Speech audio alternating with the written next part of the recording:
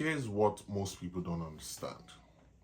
The fact that you are broke and struggling with money is because you have broken affordability rules for your living.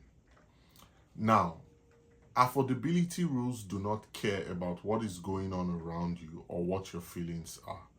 If you break the affordability rules for living, you will pay the consequences, and the consequences include struggling for money and always being broke. Now, let's talk about what those affordability rules are.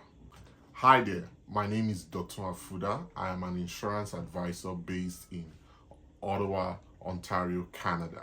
And on my channel, I discuss about finances, protection, wealth building, and all those financial information that you wish you knew 20, 30 years ago. So why don't you like, subscribe, and share, because this information will be very important to someone around you. Now let's get into the affordability rules.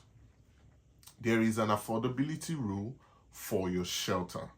That means the house that you live in. If the entire cost of your shelter exceeds 40% of your household income, you are getting into a dangerous zone. And what is that dangerous zone? That dangerous zone is basically not having enough money to do other things like save, invest, go on vacations, enjoy yourself, and many other things that you would like to do with money. So that's the first affordability rule. Your cost of shelter, this includes rent or mortgage, utilities, everything that it costs to live in your house should not exceed more than 40% of your entire household income. That is number one. The number two affordability rule is your car, the car that you drive. The cost of your car should not exceed more than 8% of your total household income. Once the cost of your car begins to exceed 8% of your total household income, something else will suffer for that. It is either your savings suffer, or your investing suffer, or your planning for your children's education suffer, or something suffer. Now, those are the two major affordability rules. There are also affordability rules tied to credit cards, student loans, and many other things that people spend money on in life.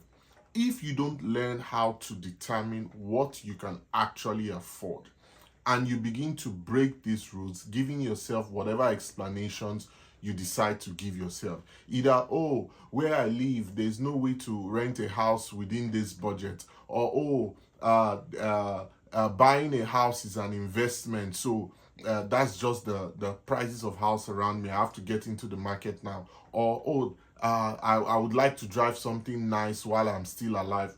It doesn't matter what your excuses are. The consequences of breaking the affordability rules do not care about how you feel or the excuses that you give. You will suffer for those consequences. Now, for most adults, they get this information when it is too late. They've already broken these rules. It's very difficult for them to go back and correct these things. The only hope that is left for these adults in this case is to keep their expenses the same and try to increase their income, so it fixes whatever affordability rule that they have broken. But the problem with most people is that habits have already formed, and lifestyle inflation is already an habit that they keep falling into again and again and again. And that is why it is important to reach young people as early as age 16 before they start making serious life commitments or serious decisions about their expenses. Before they start making those mistakes, it is important to teach your children about the affordability rules, because it might be too late for you, but you can help your children live a better life financially than you did by passing on this knowledge to them as early as possible. So that's where we'll stop it for today. I'll be releasing more videos talking about affordability rules and how you can basically protect your finances from breaking these affordability rules. So till I see you next time, my name remains Dr. Afuda. Don't forget to like, share, and subscribe because someone around you will find this information valuable. See you next time.